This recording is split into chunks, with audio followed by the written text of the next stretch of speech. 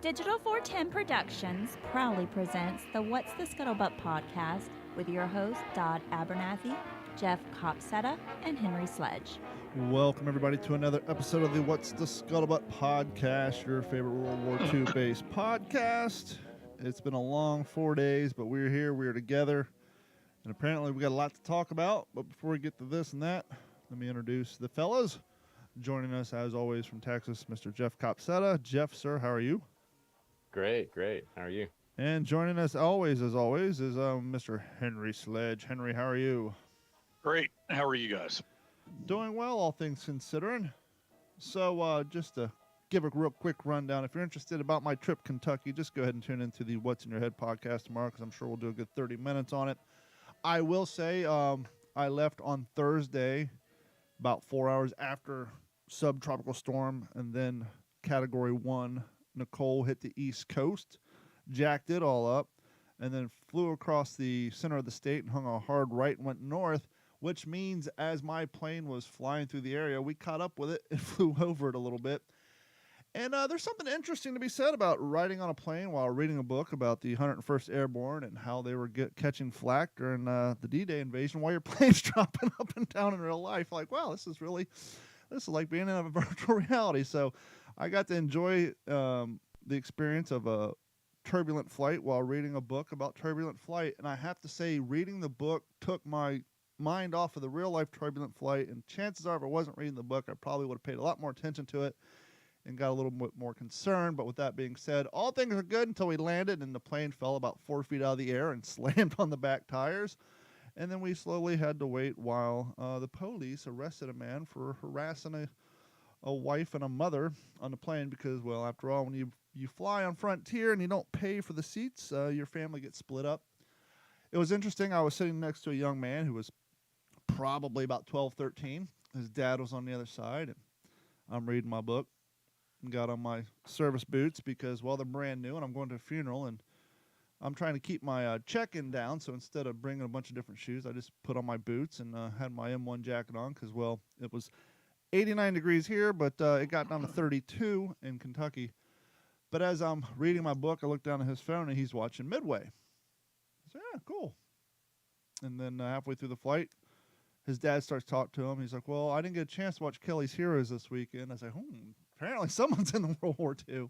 Wow, you had me there. Yeah, so I talked to him and his dad a little bit about World War II, and then the fine people on Frontier let my tall 6'5" ass get out of the middle seat and move to the bulkhead seat about 3 lanes in front of them. To which point I hear later on the same flight attendant came to tell the father that the police will be waiting at the gates in Cincinnati because apparently, as much as I could understand, his wife sitting up front because they didn't buy assigned seatings was getting harassed by the gentleman next to her in such a manner that the airline felt it was appropriate to have him arrested. Don't know exactly what happened because shout out to the crazy dick who got arrested. He did not make a scene, so while we were waiting on the tarmac for 30 minutes, it was nice and quiet. I was just kind of wondering, like, why didn't they just let him off and have a flight attendant walk behind him with a finger just pointing down at his head so once he got off the tunnel, they could arrest him out there so we could all get off the plane. But didn't make a scene in any of that. And went on about my business, and then, as we all heard, what happened in Dallas. But before we get to that, Jeff, you were there, right? Oh, yeah. Let's talk about what was happening before what happened, because obviously you had a whole day, and I'm sure before that happened, you probably were enjoying your afternoon. And were you there as a spectator? Were you there on official capacity? Did you have a display set up? What was your day like prior to what happened? Yeah, so here was the plan. I have not been able to actually enjoy an air show since I was 16 years old. And I planned on, we'll get dressed up, we'll go up there, and we'll just enjoy an air show. So I took my son and 2 of his best friends from high school, and all 4 of us were dressed up. We got a couple hotel rooms for a couple nights. We went up Friday after school and got out there at the tarmac about 07, maybe 07:30. It was brisk. It was you needed to be wearing that A2 jacket, but that's what we wanted because sure. Yeah, we've been pushing 90 the past couple weeks, and it's just been getting old, and you're like, you want to get in the spirit, and then you just see pumpkins drooping and melting, and it's just not fall. So we wanted fall weather, and we got a big storm, not a big storm, but just kind of a big cold front Friday, made the temperatures plummet into the 30s that night. So it was perfect, right? Just that England weather, early morning, watching the sun come up. But don't be you fooled. know. Jeff's dedicated. Even if it was 97, he would have had the same uniform on. He would just been a little sweatier. Fact. Absolutely. So, That's why we're crazy. That's how I got heat exhaustion doing a photo shoot with the Memphis Belle in the middle of August in Florida. Right.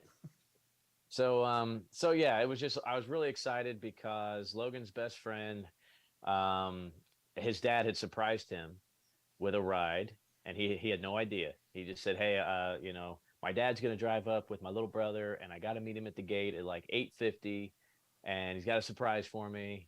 And we all knew what it was, but he didn't.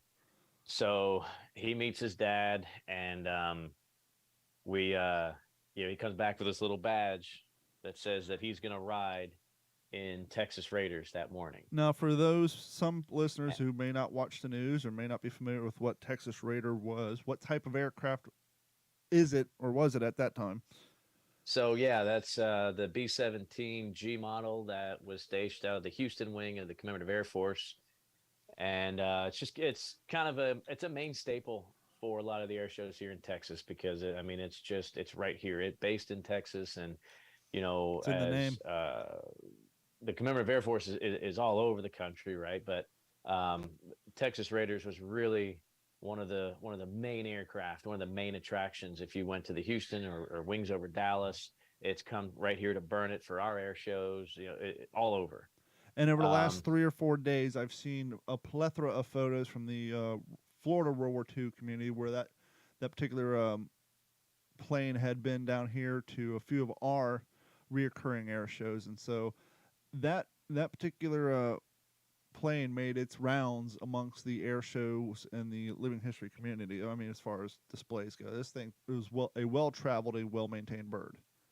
Absolutely. Yeah. And I'd been in it a few times and got to talk with the crew a couple of years ago and asked, to get a little special treatment and get up into I've never been in the bombardier seat of a B-17. So these guys were really cool and let me go through. So the plan was that after Logan's friend, he flew in Texas Raiders in the B-17. And when he was taking care of that, it's early in the morning, the air show, the gates open at 9. So he's off getting his briefing with that. They were going to fly at 10. We just kind of got absorbed. The guy that runs the living history group up there at the air show, or the ground forces, came up to me, and I'm sure I met him. I don't recall meeting him, but he was saying how he was wondering if I was going to be there, and glad to see me, and hoping that I was going to participate. And okay. So I went from enjoying an air show to playing along, of course. But it's nothing at all like the normal work that I did. I didn't have to talk to the crowd or worry about weapon systems or anything like that. I literally I brought my footlocker with me, thank goodness, and one of my baseball gloves. And I tied in with this really great group of Air Corps reenactors, and I'll talk about them later. Now, was your son dressed up too? Yeah. So Logan he won his 82nd Airborne, and then the two friends that were with him, one was 6th Ranger Battalion, and the other one was German Wehrmacht. So you had it all covered. Yeah. So it was the Wehrmacht that was flying in the B-17. So it couldn't have been a weirder combination of things, but the kid was just tickled pink, right? He's never flown an airplane before. He's a senior in high school. He's 17 years old. He just took his ASVAB. And oh, by the way, last week you were talking about how he was considering getting out of the hobby, and so this probably reinvigorated him. Absolutely. So yeah, we send Aiden off to go fly on the B-17, and a couple of us grabbed some baseball gloves. And just after the 17 landed is when the air show kind of started with the acts, and the acts kind of go chronologically through World War II. So you start with the Tora Pearl Harbor scene. So now, is this one of those types where they got the pyrotechnics, the gas explosions and all that sort of thing, and the guy on the PA kind of giving a rundown, your normal air show fare? Right. Yeah. So if you've ever seen the Tour act, yeah, it's narrated, and so we go out in front of the crowd line there, and just threw a baseball around. We had some vehicles out there. We kind of convoyed out in some jeeps and weapons carriers, in front of the crowd and wave and everything, do our thing, and then we just kind of set up. Yeah, the boys took their jackets off. They're in white t-shirts. We're just in a triangle throwing a baseball around with 1940s Isn't gloves. it amazing And, what you can do and get away with at an air show just because you have the right clothes on? There's been so many times like you get access to stuff that the general public does, and just because you have the uniform on, it's like right. it's such a great perk. Oh, absolutely.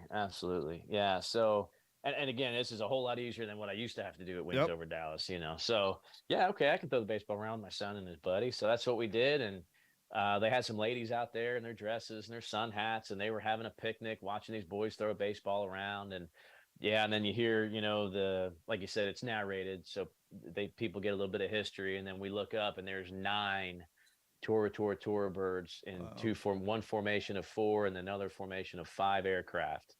The Zeros, the Vals, the Kates, and they come in kind of from behind the crowd towards the runway, and then they just start peeling off one at a time, make a loop around, and then as they're going left to right and right to left, pyrotechnics are going off everywhere, right? So they're just the air raid sirens going on. We're ducking for cover, getting 30 cals and 50 cals up, on the Jeeps, and we're just shooting back at them, all blank firing ammunition.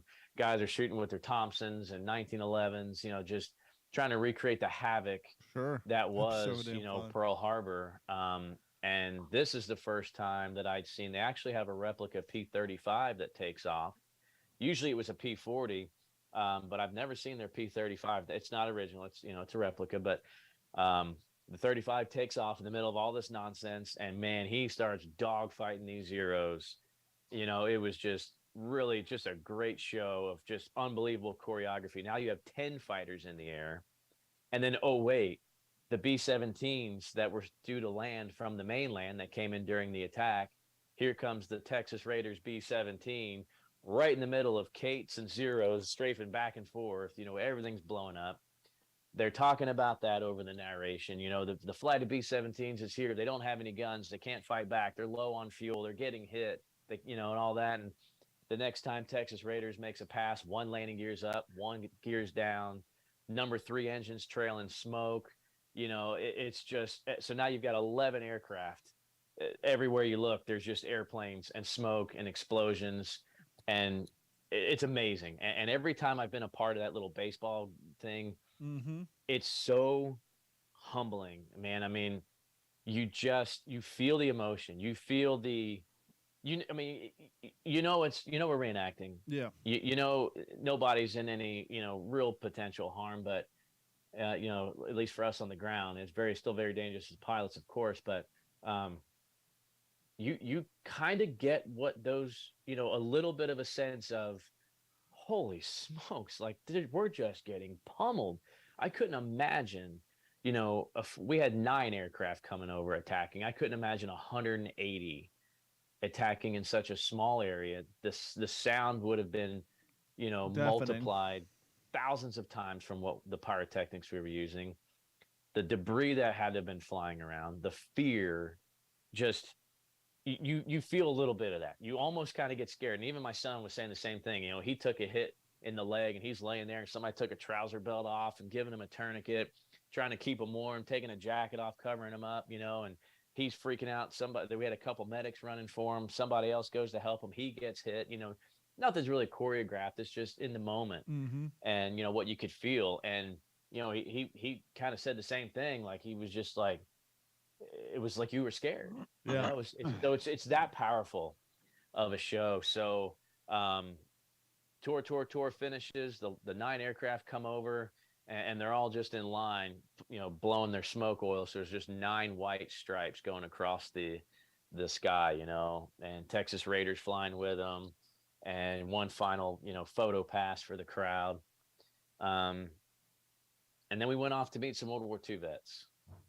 And man, the Colonel Joe McPhail, and I sent you guys a picture of him. I think he, according to his son, He's the last surviving Corsair pilot from World War II that flew Corsairs. This is a picture of him behind me. I met him for the first time about 5 or 6 years ago. I've met him, I think, 4 times since then, and I was blown away when I walked up to him and he remembered me. When we shook hands, I was blown away. He's 101 years old, sitting at the table. So I sat down with him and we just kind of cut up for a few minutes. And his son said, "Man, do you know about this new Corsair movie that's coming out?" Matter of fact, we do. We just had the author of the book that the movie's based on our show about 5 days ago. Yep. So, oh man, you're kidding. Oh, because, Dad flew into Korea too. He was in the Death Rattlers in Korea. So talking all about that, talking about Adam Makos and just having a ball with this guy. Then we meet one of the last Rosie the Riveters. Really? She's 98 years old. She worked on B-29s. Her name was Connie. And one of Logan's buddies that was with me dressed as 6 Rangers, he was waiting in line and he tells you, he said, "Look, I got somebody here with me that would like to take, a picture with you behind the table there." So when I walked up, she kind of waved me over. I guess it was her daughter kind of waved me over. And okay. So I just cut in front of the line and sat down next to her like I'd known her. And I put my arm around her. I said, "Hey, Connie, how you doing?" I said, "You remember me?" And she just kind of looked at me. She said, "No." I said, "You don't remember me?" I said, "We went on a date back in 43. Of course, she starts cracking up. Everybody in line's cracking up. So it was just really cool to talk to her. She said she's 4'8" tall. Wow. She said there wasn't anywhere in that B-29 I couldn't get to. They had her in all the tight spots. So it was great. We're eating chow, and we watched Fifi. And if you're not familiar with Fifi, it's the airworthy B-29. We watched Fifi come in and taxi right in front of us. Took some pictures of some of the other warbirds that were sitting there. Finally got to see the Helldiver, a couple C-47s, a couple C-45, about 3 C-45s, a P-51D, a P-51C. Of course, the P-63 was sitting there. And so at this time, the Doolittle raid was going on. The B-25 and the PBJ were airborne, and they're blowing stuff up. And then it was kind of the air war. So the B-24 takes off, and the P-51s, the B-17, and the P-63, and then kind of showing a coordinated attack, and the escort fighters escorting our heavy bombers, Air War Europe, Air War Pacific. And I walked into a little, like a modular building, a little portable building that was done up just like a little mini house during World War II. Had a little victory garden outside. The whole front porch was decorated, little blue star hanging in the window. And inside it was just home front display. And there was about 4 ladies standing outside in 40s dresses and veils and skirts. And the girls were done up, dressed to the nines, man. And went in and started talking with one. And a CAF, I guess, official photographer, he's got a camera lens about this big, with this big camera. He calls to one of the girls. He said, "Hey, there's a good looking Air Corps officer behind you that really needs his picture taken with you." And we just kind of looked at each other like, okay, I guess we'll take our picture together. I said, "Look, lady, I'm just following orders. My name's Jeff." She goes, "Me too. I'm Jamie." "Okay, nice to meet you." So we're taking pictures inside of the house. And I don't know, he took 5 gazillion pictures, and I gave him my business card. He said, "Hey, don't be surprised if you see yourself in the CAF dispatch." And I said, "Okay, great." And then you hear the explosions going on outside from the air war. So walk outside, and way more black smoke than there should have been. And it was a bit more quiet than it was all day. And I kind of just peeked up over the crowd, and I could see siren lights, ambulance lights racing down the runway. And a woman coming the other way past me, just crying, sobbing in tears. And I looked at Jamie and the kiddo, Logan's buddy that was next to me. "Dude, what happened?" And there was a guy kind of turning around, just trying to get his composure, holding his mouth. And he said that P-51 just hit the B-17. And I said, "You're kidding me." He said, "No." He said that the plane's just disintegrated. I said, the B-17's gone. He said, yeah. He said, it was just cut in half. I Yeah. can't believe it was just cut in half. And so the B-24 flew over, and one of the Air Corps guys that I was with said, man, well, there's the two P-51s right there. It couldn't have been a P-51 that hit it. And I think somebody else overheard and corrected. They said that was the P-63, the King Cobra that hit it. And we just kind of slowly walked up to we weren't far from the crowd line. Where was your son? Was he with you too? He was actually getting chow with his buddy that flew in the 17 that day. And he actually saw the tail section. He heard the explosion and saw the smoke, and kind of same thing like that. That doesn't sound like the pyrotechnics. And he thought he saw what looked like a tail section, but he said it wasn't from Texas Raiders. He just was like, man, there's like debris coming out of that pyrotechnic. Something, we weren't watching the aircraft like 40,000 other people were, so we didn't see the before. We just saw the almost immediately after. And guys, I've been around. This is not the first World War II bird, crash that I've been around or that I've personally had something to do with. I'll tell you, I didn't have anything to do with this one at all, but my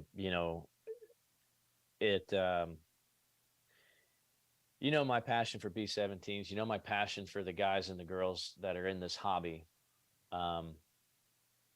And I didn't realize how tight the hobby was, I don't think, until Saturday afternoon, because within 30 minutes, I mean, we were there.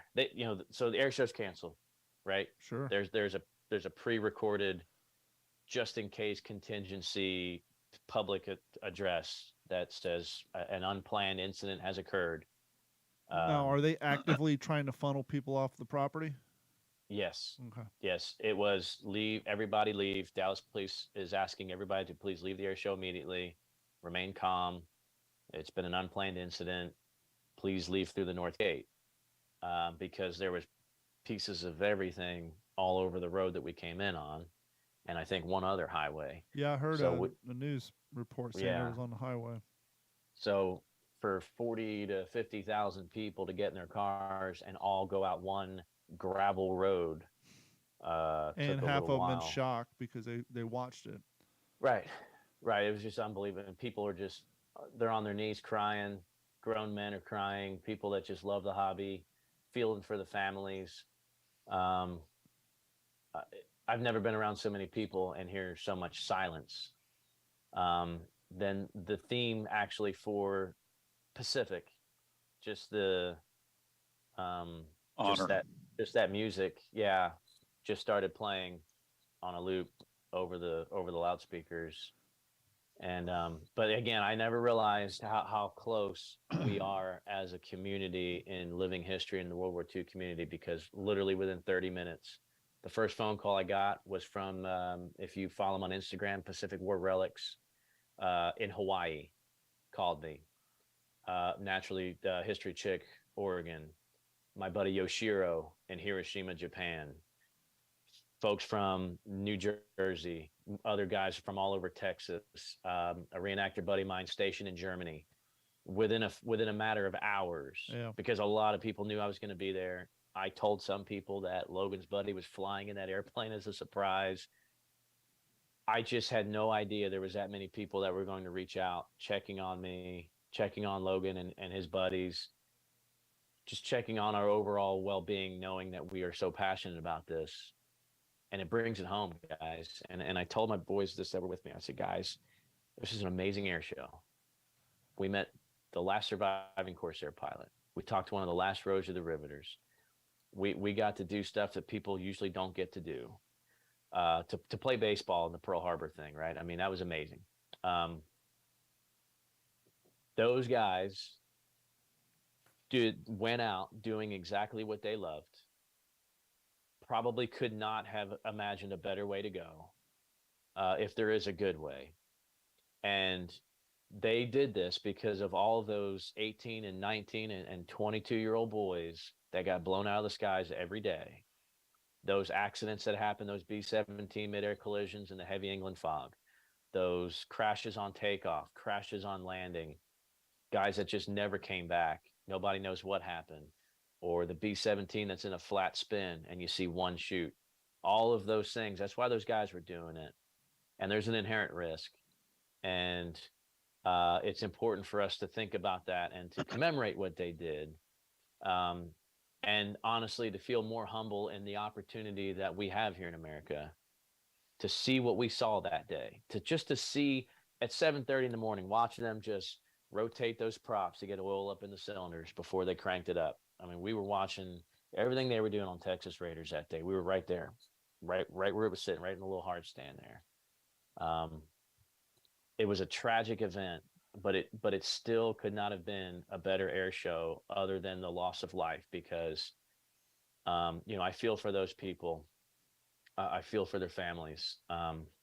But to see the commemoration, to see the dedication from the entire country, from other countries. I just saw Sally B over in England giving their condolences. Sally B is another B-17.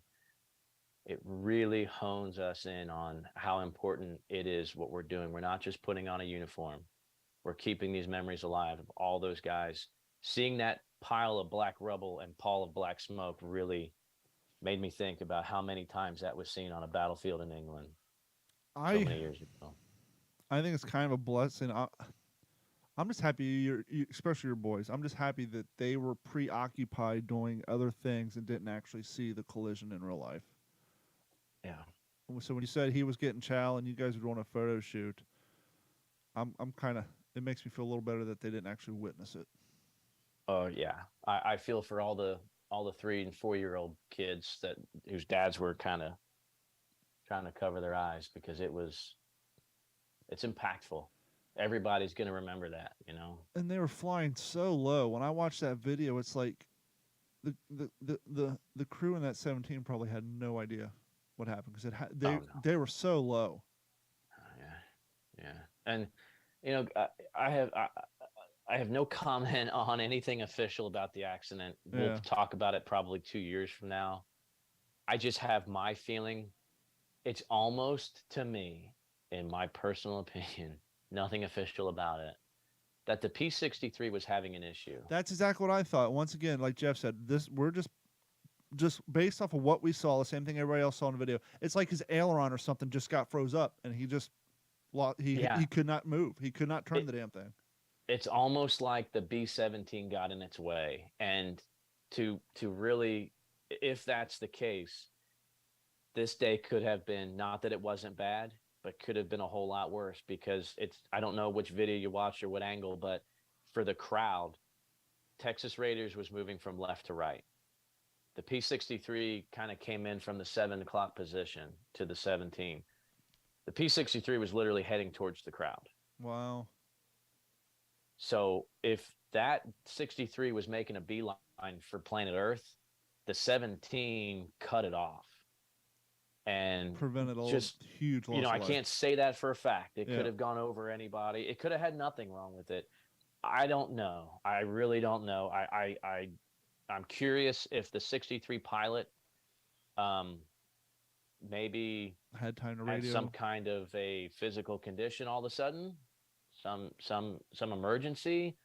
He may not have even been conscious. I don't know. Yeah. It just seems like the 63, without making any evasive action, being on just a straight line for so long, it's not like they were, flying head on and you had a split second, oh my gosh, he's right there. 17's just tooling along. Yeah, and it was so low. Like, I saw the video where I think the McDonald's sign was in front of you, the 17 came over your head, and then the other plane came from the left side of the screen, kind of in front of you. And and just like you see in Band of Brothers during, or many of them, it literally just cut it in half. It was, I'm just watching like, holy hell. Yeah, the picture, and I don't suggest anybody go look at it, but the picture that Fox News got a hold of, a still shot,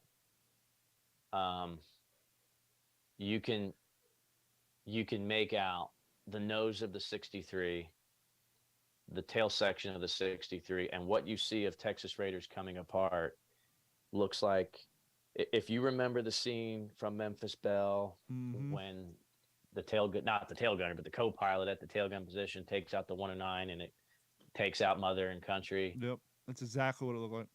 Almost identical to that, except it was not a clean break. Yeah. It looks like it hit almost at the radio operator compartment, all the way to where there was no top turret. The 17 is still flying level. From the back seat of the pilot, gone. And it's just, man. Anyway, guys, it was a great air show. It was. A lot of good things happened that morning, and that's what we got to focus on. Yeah. Definitely a rough weekend. Yeah.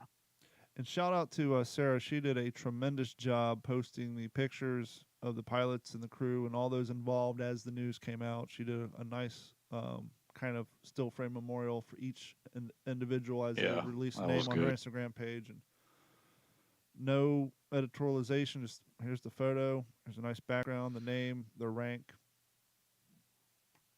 and a nice caption, and that was all that was needed. Yeah. So it's I almost wish we would have started the show off with a little different subject matter than gone into this, because it's like it's hard to transition into a different topic after talking to something so fresh and relevant.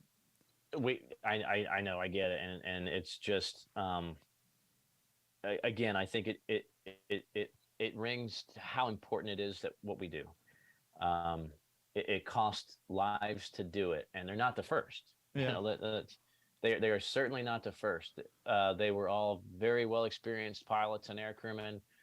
There's an inherent risk every time you leave terra firma, right? There's an inherent risk with that. They were well aware of that. And then there's a risk when they just go up and pilot those things on a normal Sunday without doing the show.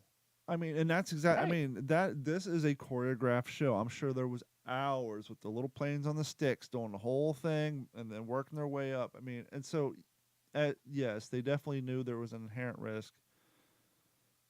Right. Oh, Snafu Pod reached out. And in fact, I was listening to his podcast on the way home when he asked about what was going on up there, and that I was he saw that I was there, and it's stuff like that. It's just and a big shout out, by the way, to Snafu Pod, because if you have not listened to that, it's incredible, guys. If you are interested in B-17s in the air war in Europe, this guy nails it. I mean, it's like the Dan Carlin of B-17 podcast. I'm serious. I'd love to talk to this guy more because it's so well done. The episodes are about an hour long, and and again, just let's transition out of the out of the bad stuff. Like I said, a lot of good stuff happened this day, and to make these connections or to reinforce these connections that we've had with some of these folks. Adam Akos reached out and was like, man, met a Corsair pilot from World War II and Korea. Wow, that's awesome. Yeah. Like, yeah, it is. It really is. And he's excited to see your movie. This is good stuff. So, to everybody that reenacts any war, any way, let's tip our hats and raise our glasses to those that gave the ultimate sacrifice, remembering those that gave the ultimate sacrifice, and all those who served. And again, what a way to go. It's Veterans Day weekend. Yeah. It's a B-17. It's a P-63. How else could you go commemorating what those boys did? So, and that plane was up in your neck of the woods not too long ago, wasn't it, Henry? Yeah, I mean that's the first thing that occurred to me was that is the exact Texas Raiders. That is the exact B-17 that was coming to Coleman, Alabama. Was it last week or the week before? And I was trying to round up a bunch of Jack's buddies and the dads to go, and Nobody could go. And then it ended up getting canceled because of the weather. And I don't know if the airplane did not come. I'm not sure because we didn't go. Sure. But I mean, I'm, you know, just the fact that, I mean, I certainly wasn't going to spring the money to put me or my son on it. But, Yeah. you know, it still went through my mind. What if we'd gotten up there and I'd gotten caught up in the moment and done that? You know, I mean, I can't help. I mean, I know we're trying to transition out of the bad stuff, but Sure. I mean, I'm sorry, I can't help. Honestly, the first thing that went through my mind was, shit, that's the show that Jeff's friend was going to get his son a ride on the B-17. I hope to God he wasn't on it. Yeah. That was literally the first thing that went through my mind. Yeah, because when you see the footage, you don't know it's in the middle of a choreographed show. You just thought it was Right. just a So freak accident, you know, which it was. and then it's like, what if we had gone to Coleman and I mean, as a dad, that was the first kind of the main thing that kept pounding my head. But yeah, it's just sad. Yeah. Yeah, it is. And, you know, I, that evening, right immediately after the air show, I met the guys that I served with at our annual reunion for Fox Troop 9th Cav in Grapevine, Texas. So I already knew that was going to be an emotional night. Yeah. And our medic that puts these reunions together, he's a Dallas firefighter. And he showed me, he said, let me show you where my station is. And it was literally like Dallas Executive Airport, where the air show was. Highway 35, Highway 35. And then his station. It was like maybe 4 miles. And he said, he said, dude, those trucks you saw there today, that was my crew. That was my guys. So just what an incredibly small world. So naturally, he was the same way. He knew I was there for the air show. He's like, dude, what the heck happened? So, you know, again, and that kind of really hammered in the importance of doing this, because to hang out with these guys, some of these guys, literally, I haven't seen since we got back from Baghdad in 2005. 17 years, man, since I've seen some of these guys that you know, that I fought next to. And it's such a surreal experience, because when you're with these guys and you're close, but you're not. And I don't know how to explain it, but you know, you're with these guys, you're in these dynamic situations, you're all suffering together, but you probably, like, these guys may not necessarily be the guys that you'd want to hang out with and watch a football game with, kind of thing. Like you're forced together. It's you don't get to pick your family. You don't get to pick your family, but they are your family in a certain way, and right, only you can talk shit about them. Yeah. So and it was just any grudges or any hard feelings or anything, they just go out the window at a reunion. You know, I'm not saying that there ever were, I don't know, but you know, we were a small unit to begin with. To have about 50 guys in our unit, and I want to say there was probably close to 9 or 10 of our original guys that stood up Fox Troop. There was maybe 9 or 10 there, and the rest were from the unit that it got rolled into. So we still had probably 20, 25 Joes that showed up. But to see 9 or 10 from the original troop was special. See my old first sergeant again. To find out that he retired, he's less than 30 minutes away from me. Nice. Had no clue, you know. And really the most humbling thing for me is to hear them say, dude, I don't ever comment on your stuff, but I see your stuff on social media. I think it's amazing what you're doing, dude. Just, you know, living the dream with World War II and history. They're like, man, we're just so proud of you. So proud that you're here. And I'm like, are you kidding? Like, these guys, some of these guys have multiple Purple Hearts, man, have been through in modern combat. They've been through it all. Right. And to get, you know, to hear that from them is just, it means a lot, man. It's been a rough weekend, and I know we want to get off the subject at hand, but you just said something, and I just want to drive this home. You said it's a small world. Here's how small of a world it is. We're going to leave military history and war history, but we're going to stay on the topic of history. It's just real modern history. So as you guys know, I had to go to Kentucky for the funeral of my old roommate and school friend, and I did that Thursday. And I came home and I was talking to my nephew, and he said, I got to go to a funeral. I'm like, well, whose funeral do you got to go to? Dateline, Lexington, Kentucky. A northern Kentucky woman who was a nursing student at the University of Kentucky was among those killed after the huge Halloween party surge in South Korea. University president announced that the student, Annie Gesick, was among more than 150 people killed in the crowd surge at a traditional Halloween gathering in Seoul, South Korea. She was a junior nursing student at Fort Mitchell, Kentucky, who was studying in South Korea this semester with an education abroad program. And so my nephew actually worked at Skyline Chili with her for about 2 years. And you want to talk about small world. When this story broke all those weeks ago, never did I think that my nephew in Kentucky, who was the one who was born on 9/11, would have a classmate over in South Korea who would get it's just it's just like, Jeez. what a small damn world. It's just and it goes back to the whole, hey universe, can you knock it off for a little bit? I'm already at a funeral, which I had to fly out Thursday. On Tuesday I just found out another one of my friends, 41-year-old we talked about, passed away. Then the radio host that I worked for, he survived, but he had a heart attack that Friday. I fly to Kentucky. My nephew's going to a funeral, and then the Dallas thing happened. I'm just like, holy hell, can we get a break here?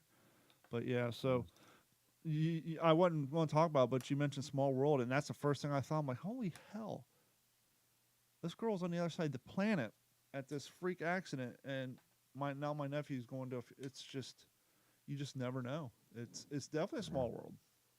Yeah, it's just a cosmic coin toss with who gets to come back and who doesn't. And, those boys are, of course, they're pretty shaken up, especially the one that flew in it an hour and a half before it's gone. And, I said, boys, what do you think it was like? You're reenacting a generation of warriors. And don't you think they said the same thing? Like, dude, I was just talking to that guy. Mm-hmm. I was just there. And I'm sure he took pictures while he was on the plane. Oh, he's got GoPro footage. So yeah, here's the deal, man. So he, for landing and takeoff, he was sitting in the radio operator's chair, right? Once they were airborne, he got to go back to the waist gun. He got to walk across the catwalk in the bomb bay. Really? And, the flight engineer told him, like, they're load activated doors. If you fall over, they're opening up, right? So goes across the catwalk, goes up, talks, sits by the pilot and the co-pilot, the flight engineer's seat, hangs out up there. They let him go up in the top turret. He can spin the turret around, and up top and now, looking out. And let's back up real quick. He's walking across the catwalk. Now, for those of you who don't remember the beginning of the story, he's not wearing Adidas. He's not wearing Nikes or a pair of Hey Dudes. He's got hobnail toes Weimar Republic boots on that do not exactly provide traction on wood and or steel. yeah, So for him to venture across that, I could just imagine the sound of him walking through that plane with those hobnails on. When I was at the event 2 weeks ago at the train, one of my jobs was to drive my Tundra down the end of the line, and so when the Germans all died, I had to take a fleet of Germans back in my Japanese truck and hearing them come. Luckily, I got rhino liner in my bed, but yeah, just hearing them walking across my bed, I could imagine him trancing around in that plane while it's in the air with hobnails on. Mm-hmm. Yeah, so it was, what an experience. It's the first time he's ever flown. Never been in a commercial plane? Nope. Wow. I would like to see the look on his face when he literally left the ground for the first time, because that's always the scary part, is takeoff and landing. Yeah. He said he didn't have any problem with it, and he said he felt a little queasy towards the end as they were coming for the landing, because it's just unnatural, right? Yeah. He's never done it, and of course. And you're not in a pressurized plane with nice insulation. It's loud and rickety and shaky. Oh, that's what he was saying. He couldn't believe how loud it was. He said, on the takeoff, when they gunned the engines, it was like the whole airplane was coming apart, But it was really neat. They were talking to him about when the radio when they were transmitting between the aircraft, that little cable that would kind of come out and just kind of tether off, just Act as an float antenna. behind the airplane as their antenna, and then when they were done talking, they would reel back into the airplane. And he just thought that was really neat to think, just primitive ways of communicating in the air back then. And so for him to get that experience, nothing like it. I mean, really cool that his dad surprised him and when I told him that I was going to take him up there. I just thought that was so cool. And I'm glad his dad got to be there and watch him take off. They got a whole, so I think there was 8 passengers total, which was the last flight. That was a last flight of passengers on board, right? He literally was the last. Well, I take that back, because they flew for Pearl for the Tortora, but they didn't have passengers, so they landed and then took off again, to the great unknown that last time. But he got a picture of the whole crew, everybody with him, all standing out in front of the nose of the B-17. The whole flight crew, everybody he flew with, like a group picture right under the nose canopy. So, really special. And yeah, he said he's got GoPro footage and everything. So, if we're still planning on our youth episode a week from please. today, he'd love to talk about a little bit more in detail what that flight, was like, I'm sure. Yeah, I was at my sister's last night because she had dropped me off the airport this morning, and I just turned it on because I turned on Fury, and she had never seen it. And it's interesting to watch that movie with someone who doesn't watch a whole hell of a lot of World War II movies and didn't see what was coming. But the funny part to me was, and I forget that a lot of people don't realize this, the scene where they're laying down the fire to rescue the infantry out of the ditch, and it got the oh crap, tracer rounds going. She's like, they didn't have that back then, because she's used to seeing that shit in Star Wars. I'm like, no, we had it. It's just most of the time the Americans are smart enough to take it out of the gun, so they couldn't follow the tracers back. I said, no, that technology was definitely around, but she thoroughly enjoyed it. Was definitely thrown off by a few parts of it, but I had seen that movie so many times that it was interesting to be in a room with someone who had never seen it, and how it affected her in that way. So it was kind of cool to watch. Yeah, and it's funny you say that about the tracers too, because I honestly feel like that's the absolute worst part of the movie. The tracers are extra Star Warsy. Yeah, I mean, they really are. They are. But it is what it is. Pretty good movie. But yeah. No. anyway, so you're talking about your Memphis Belle photo shoot, right? Mm-hmm. And you guys, of course, I love the Air Corps. So tying in with this group, man, I want to get the name right here, because Don, I mean, you would really, I know you'd really get a kick out of them too. They are the Army Air Corps Living History Group, DFW, Dallas Fort Worth. There was about 5 of them there, I want to say, total. And talking to the one guy who kind of seemed like he was kind of the guy in charge, super nice. And let me tell you how this conversation went. We're both dressed in Air Corps stuff, right? And he's got his Mae West on, and the sunglasses, the Crusher, whole 9 yards. And I go up, and he's got his little, I want to say it's like I'm not up on tents of World War II, okay? I don't really know tents very well, but it was like a small fly tent, but larger than a small fly, but they didn't have sides, right? So just kind of a peak, and then just kind of open down on the sides, and open front to back. Just a big, large piece of canvas. Now, if there was no physical sides rolled up or none, right? It's just canvas, just canvas on sticks. They refer to those as mess flies. Right. Okay. So it was like a fly tent, but not okay. So a mess fly. Yeah, it's just basically canvas on sticks. There's no sides rolled up or nothing. Yep, it's just a fly. Right. So, and he's got a field desk in there, or not field desk. This is like a little field table, a cot, a couple foot lockers opened up, display, little radio, and all, the little British folding chairs. Nice. Yeah. And that's what the display was, just like a scramble tent. My fat ass. These guys hanging out. Yeah, just listening to the radio, getting ready for a mission, and being able to scramble. So seeing all these guys in these A2s and all this amazing gear, just struck up a conversation with them. And the next thing I know, it was like, we're both like a couple of kids with our phones out, because, he builds model airplanes too. And he does, airfield Jeff found his dioramas. Oh, okay, doppelganger. let me show you this. Your son's a reenactor. Oh my gosh, well let me show you my kid, as an airborne trooper, and he's showing me his kid as a Navy pilot, physically sitting in a Corsair cockpit, right? And then I said, well, yeah, we're talking. Oh, the Jeep came up. I got a 42 GPW. I said, I just put a new fuel tank in. I still can't get it running. And he's like, I have a 45 GPW. I just put a new fuel tank in it. I can't get it running. It was like, did we just become best friends? Yep. I've seen enough shows on. Where have you been? I've seen enough of those hot rod shows to know that oftentimes when you don't start, it's because the fuel pump's wired up backwards. So check the continuity on your fuel pump. You may be sucking instead of pushing. My fuel pump does not have wires going to it. It's vacuum. That. It's vacuum. Yeah. Speaking of which, but anyway, so yeah, it was fun, and these guys are looking to link up with us at the Bluebonnet Air Show coming up in March. They're wanting to kind of get out more and bring their displays, be able to travel. The one guy, just talking with him tonight, he's actually the owner of a painted A2. That if you're familiar with John McGuire, and I think I've talked about one of the books before, Silver Wings, Pinks and Greens. Okay, it's like the most comprehensive about Air Corps, gear from World War I to World War II. He has one of the jackets that's in one of the McGuire books. It's photographed. Yeah, he was just showing me pictures of it. Big 8th Air Force painted on the back, and it's named. He's got documentation for it, everything. A named A2. Yeah. A named painted A2. Where the paint hasn't flaked off or the leather hasn't scaled. Right. Super cool. Super nice guys.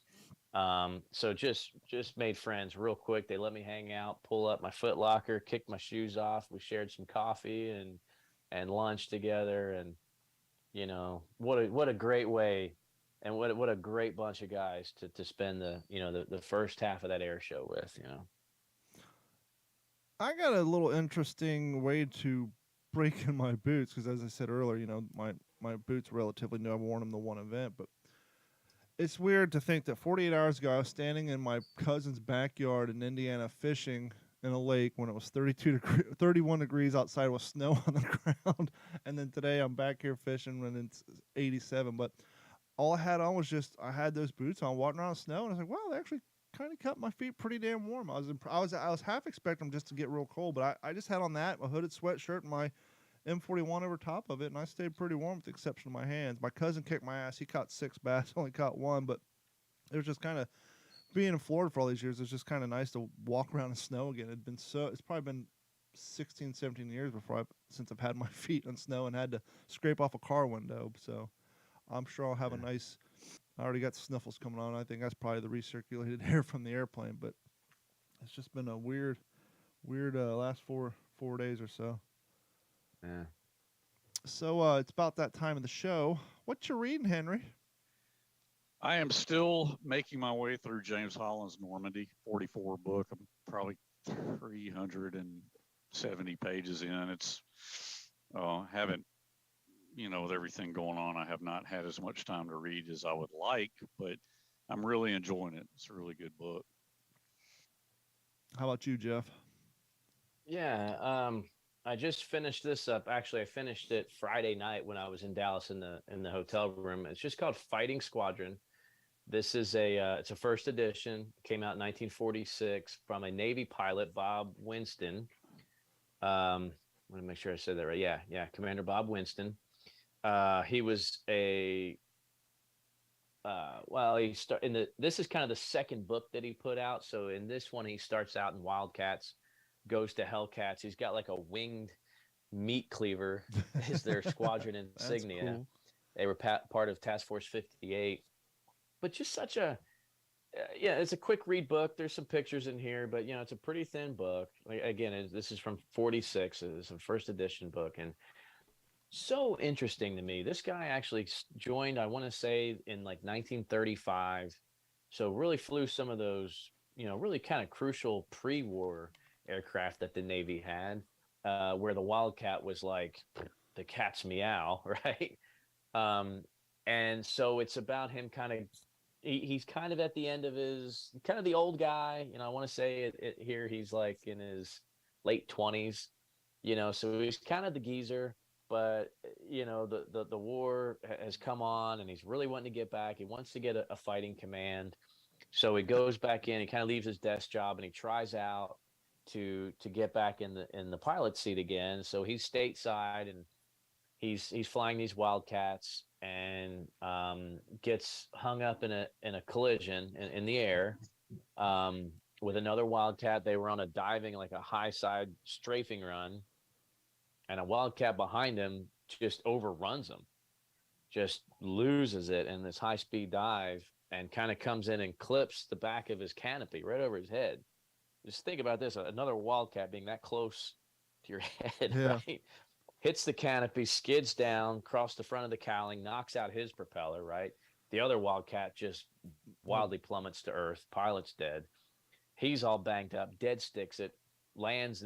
He was stationed outside like Atlantic City, New Jersey for this, at the air station down there. And dead sticks it into the field and hits a bunch of pine trees. And the picture of the wreck is like unbelievable, that he walked out of it, right? Just some bumps and bruises. Gets back in. Then he's got his squadron. He's training his guys. They're in SNJs, and he's talking about all these young kids, right? These brand new ensigns and Lieutenant JGs, 20, 22-year-old kids. They're hot dogging it in their SNJs, and they're, of course, the natural, hey guys, don't go that far out. No dogfighting, this and that, So of course, what happens? They go out that far and they dogfight. Young dudes will be young dudes. And there was two that were in the SNJ together. Both of them were having a double wedding that Saturday, and they're hot dogging with another SNJ. Boom, both those two guys are gone now. So there's all of these accidents. Then I think there's another accident on like a shakedown when they're landing on a static carrier in Maryland. Then he finally gets Hellcats, and talking about learning how to fly the Hellcat. He said he was not as badly as he wanted to get in one, not quite as easy to maneuver as a Wildcat. Of course, he said it was really cool that you didn't have to do this, crank the landing gear up, 29 times. Right, yeah. So, and I thought it interesting that he didn't realize the first time he flew one, he did not have the harness with the seat cushion attached to, with your raft in it. Mm-hmm. You need that to fly in a Hellcat, or you cannot see. The seat is so deep. And I think the Corsairs were the same way, if I'm not mistaken. You have to have that. They built the saddle around the seat cushion.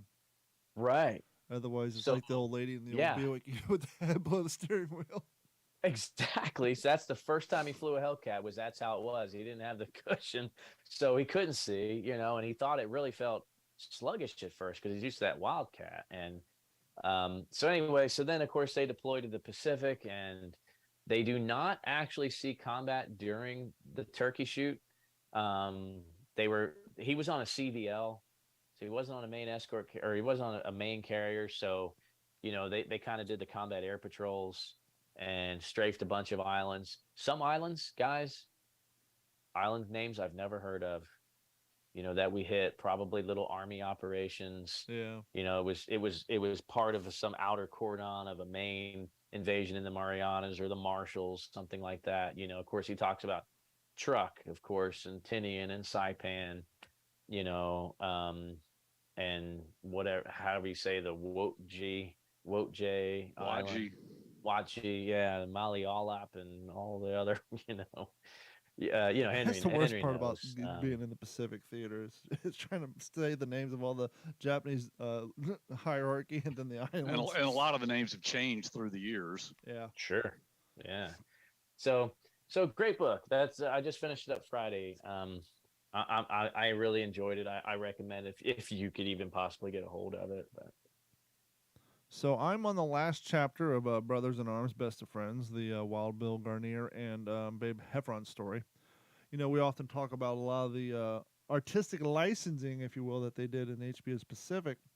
But one of the artistic licensing that stood out that was brought to my attention from this book, and this is my second time reading it, so I knew it before, but I just happened to forget. Babe was not there when Julian got shot. In the show, they show them, out on patrol, and Babe's down behind the log trying to crawl out and get him and all that. he was back on his machine gun, but he was back in his foxhole in backup position in case they made contact and came back. So he never actually got to see Julian. They did, in fact, recover his body later when his squad came back and told him that, you want to come see him. He said, no, I don't want to see him like that. I don't want that to be my last memory. And so that was one of the things that stood out. And then, but it's kind of cool at the end of the book, Garnier's talking about all the surgeries he had and how him and Joe Toy were, they would be in the hospital for 30, 40 days, have surgery, then go home for a weekend or two, and then go back. And it took almost a year for him and Toy to get the amputations completed. And one thing I didn't realize is Garnier had a prosthetic leg until 1962, and somehow the prosthetic leg, I don't know if maybe it was a type where they kind of embedded the rod into your bone to attach this thing with or whatever. He didn't really get into great detail. He just said that it was causing enough problems that every time they tried to fix it, it was affecting his other leg in some way, shape, or form, and then that's how he ended up going straight to the crutches. But he got accustomed to walking on it, and he, after the war and after he lost his leg, his fiancee Franny, her family was trying to tell him, hey, you don't want to, you need to find another guy to get hooked up with because you're going to be taking care of him as he gets older. And so he never let it affect him, and he would do construction and carpentry and this and that and the other thing on his leg. And then when he switched to crutches, he had to change things up. And him and Babe worked down at the docks as part of a union. There's a great story where they're doing a union strike, and guess they worked on the trains. They load the trains. It had something to do with the trains down by the docks, and they're on union strike. And so one of the foremen gets in the train because he's not going to put up with it. So Garnier sits down by the track and puts his missing leg that no one knew he had on the track. That he was hoping the train would run it over, make it look like he got hit, but the train stopped, and he ended up getting arrested and getting busted down. But it's a good book. But I bought this book a long time ago that Jeff has already read, and so after I finish up this last chapter on that book, I'm finally going to break into Bloody Ridge and Beyond. And so I'm looking forward to this one. It's been Who wrote that? This is by Larry Alexander. Whitey. Yeah, Marlon Whitey Groft and New York Times bestselling Larry Alexander. So, yep, I'm excited to read this one and get back into my Pacific reading after venturing off. I'm still trying to get them on the show. I got to reach out to her here this week, but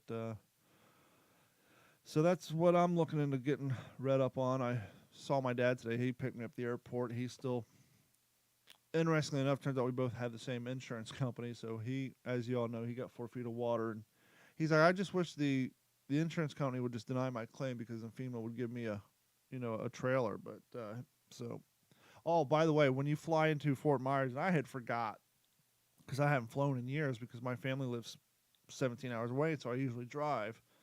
But since it was just me, it was cheaper to fly, especially with gas prices are what they are today and food.